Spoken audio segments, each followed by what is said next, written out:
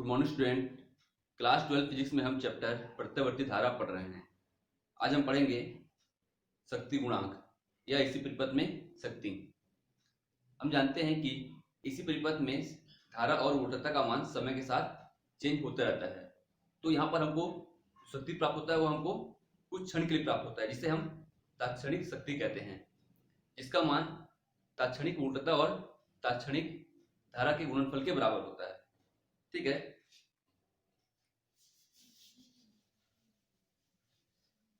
हम लिखेंगे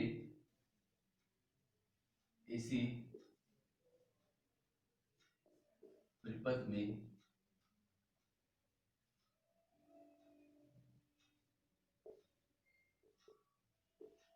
तात्क्षणिक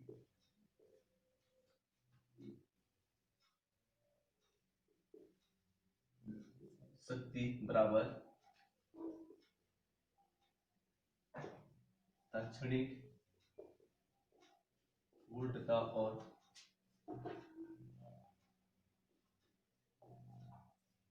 तात्क्षणिक धारा के गुणनफल के बराबर होता है। तात्क्षणिक ऊर्ध्वता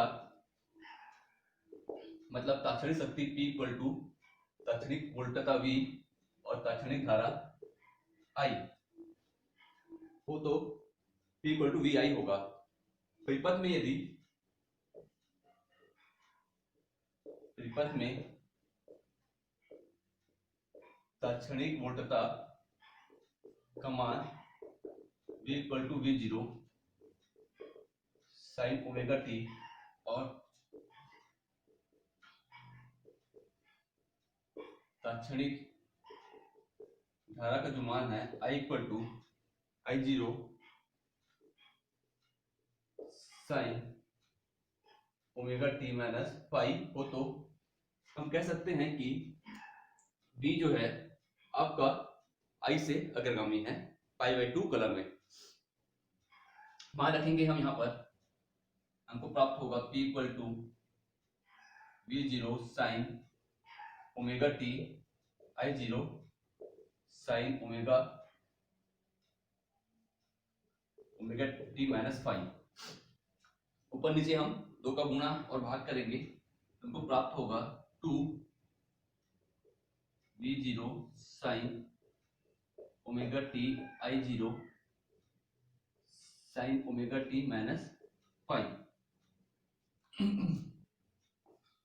P इक्वल टू हमको प्राप्त होगा V0 I0 by 2 sine omega t sine omega t minus five. यह जो टर्म है 2 साइन ओमेगा t और sine omega t minus five, ये जो है ये एक फॉर्मूला होता है मैथ्स का, 2 साइन a साइन b। ये हमारा a का वैल्यू मान लेते हैं, इसको हम मानते हैं b का वैल्यू। ये होता है हमारा cos a minus b minus cos a plus b। हमको प्राप्त होगा इसकी जगह cos a minus b omega t minus omega t minus omega, तो हमको प्राप्त होगा omega t minus omega t minus omega मतलब प्लस पाई। ठीक है, पाई है तो ये आपका कट जाएगा और ये हमको मिलेगा minus cos omega t plus omega t minus five. तो यहाँ पर हमको प्राप्त होगा 2 ओमेगा t और माइनस cos फाइव। ठीक है, ये मान मैं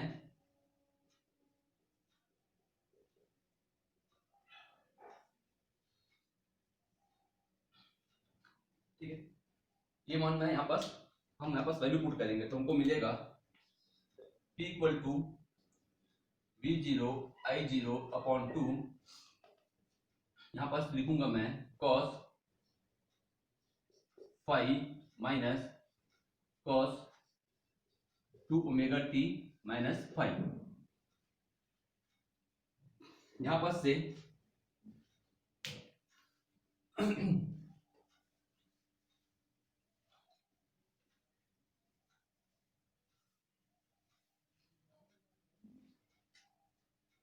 यह हमारा P जो है ये हमारा तात्क्षणिक मान है। P equal to V0 I0 upon 2 cos phi minus cos 2 omega t minus phi, ये हमारा परिपथ का तात्क्षणिक शक्ति का मान है। यदि हम एक पूर्ण चक्र के लिए निकालें तो पूर्ण चक्र के लिए परिपथ का जो औसत मान जो होगा उसके लिए cos 2 omega t minus phi का वैल्यू 0 के बराबर लेंगे हम। एक पूर्ण चक्र हेतु cos 2 omega t minus phi,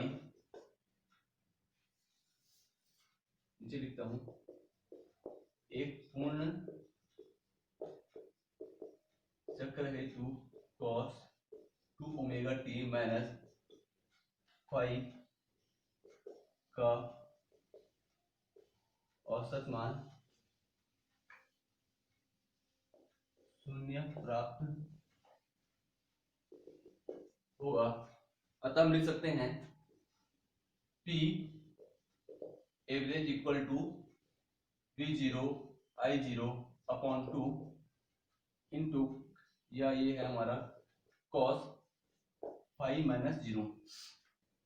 इस 2 को यदि मैं तोड़ूं तो मुझे मिलेगा P average V0 root 2 I0 root 2 cos phi।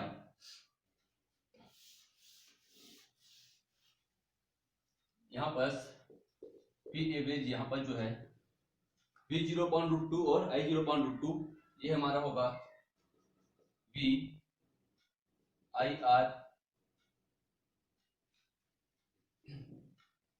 ये होगा V R M S और ये होगा I R M S। यह हमारा वर्ग माध्य मूल मान है, ठीक है, V0 अपॉन रूट 2 और I0 अपॉन रूट 2, और ये हमारा होगा cos phi। Okay, cos phi को हम कहते हैं, जहां cos phi क्या है आपका शक्ति गुणांक है। तो P एवरेज का मान हमको VRMS IRMS cos phi के इक्वल होता है, और यहां पर हम यह कह सकते हैं कि PRMS इक्वल टू VRMS और इंटू IRMS हो। तो इसको एक और रूप में हम लिख सकते हैं P average equal to PRMS cos phi, ठीक है। इसके जगह मैंने ये वाला वैल्यू पुट कर दिया है।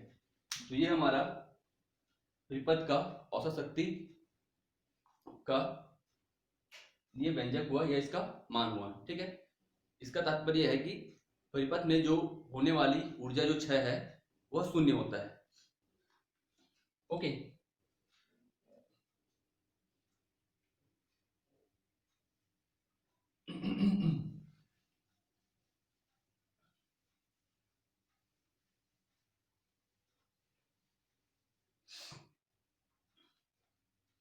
दूसरा हम देखते हैं वाटहीन धारा या वाटलेस करंट। वाटहीन धारा, अभी भी हमने जो औसत शक्ति जो निकाला है P equal to IRMS VRMS cos phi, तो हम ये जानते हैं कि यदि हम परिपथ में शुद्ध संधारित्र और शुद्ध यदि हम प्रेरकत्व तो यूज करें तो उस अकॉर्डिंग उसके हिसाब से क्या होता है कि वह कहता है कि वह जो परिपथ होता है, इसी परिपथ, वह ऊर्जा शक्ति जो है एनर्जी लॉस होता ही नहीं है, उसमें शून्य के बराबर होता है। लेकिन यह तो प्रैक्टिकल में ऐसा पॉसिबल है ही नहीं, ठीक है।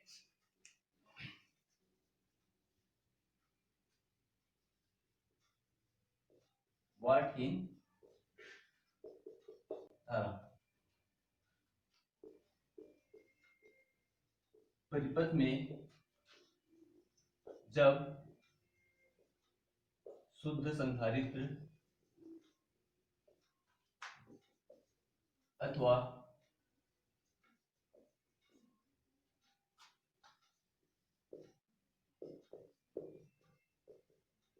शुद्ध प्रेरकत्व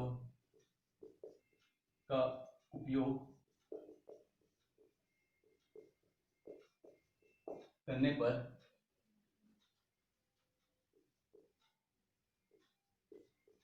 परिपथ में V और I के मध्य π/2 का कलांतर होता है। अतः परिपथ की औसत शक्ति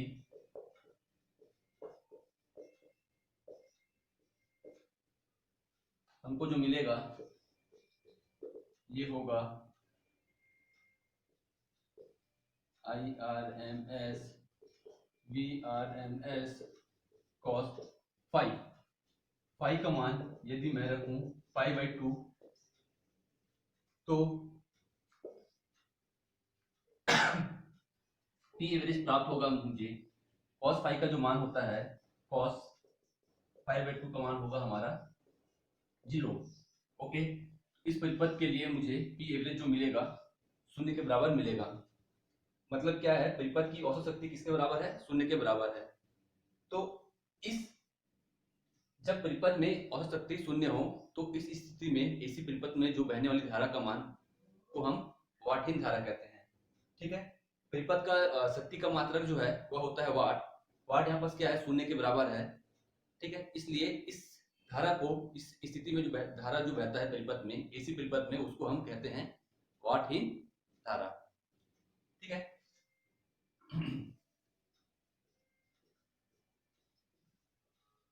जब परिपथ में औसत शक्ति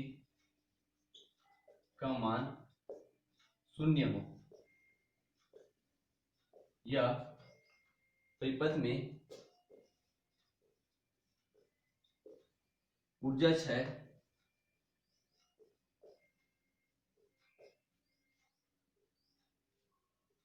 ना हो तो इस परिपथ में प्रवाहित धारा को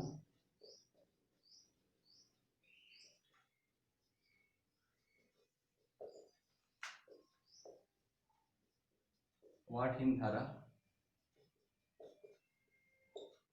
कहते हैं। ठीक है, जब परिपथ में हम शुद्ध प्रेरकत्व या शुद्ध संधारित्र का यूज करें तब। अगला टॉपिक हमारा है चोक कुंडली। इसी परिपथ में बहने वाली धारा को नियंत्रित करने के लिए हम उच्च प्रेरकत्व और नगण्य प्रतिरोध की एक कुंडली बनाते हैं जिसे हम चोक कुंडली कहते हैं। ठीक है, एसी परिपथ में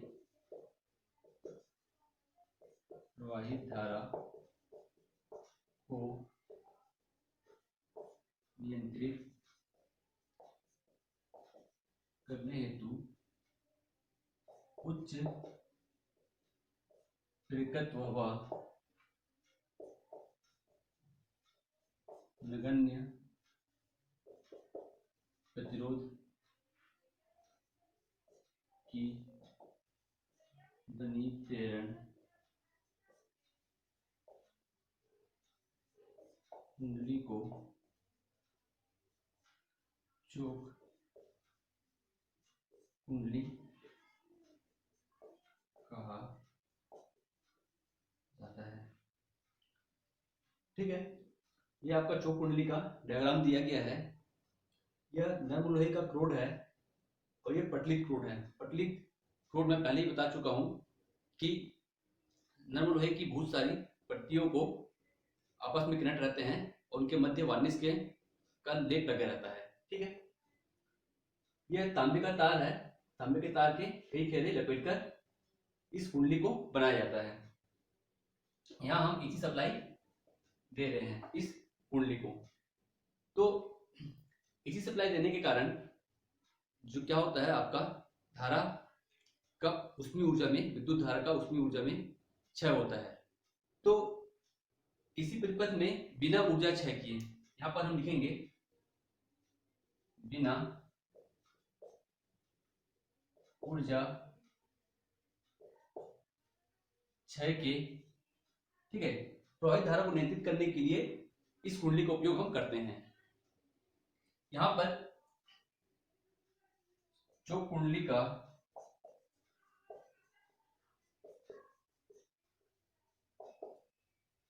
प्रेरकत्व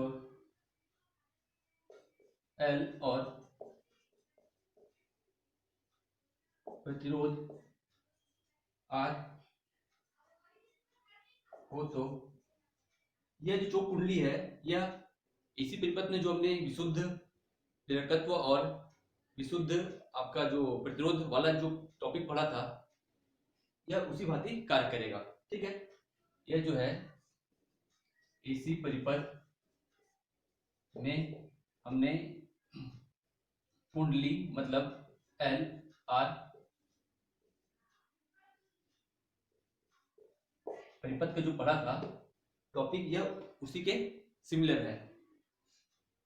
यहां पर इस कुंडली में औसत शक्ति का मान हमारा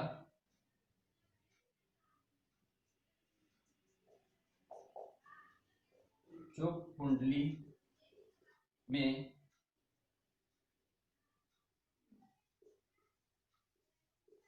शक्ति वेव, ठीक है, जो होता है औसत शक्ति वेव, ये होगा P average equal to VRMS IRMS cos phi।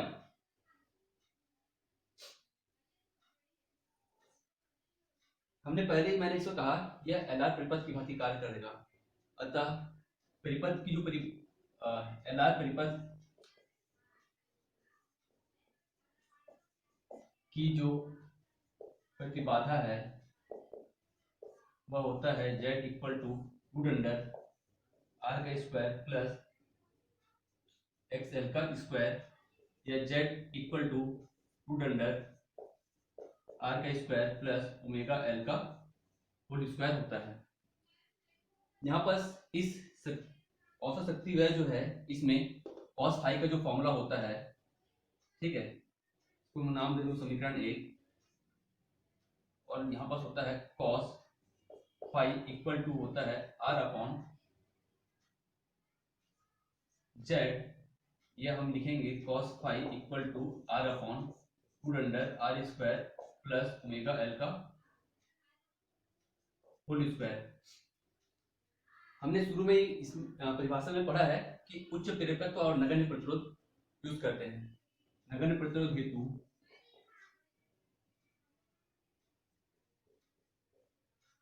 कुंडली में नगण्य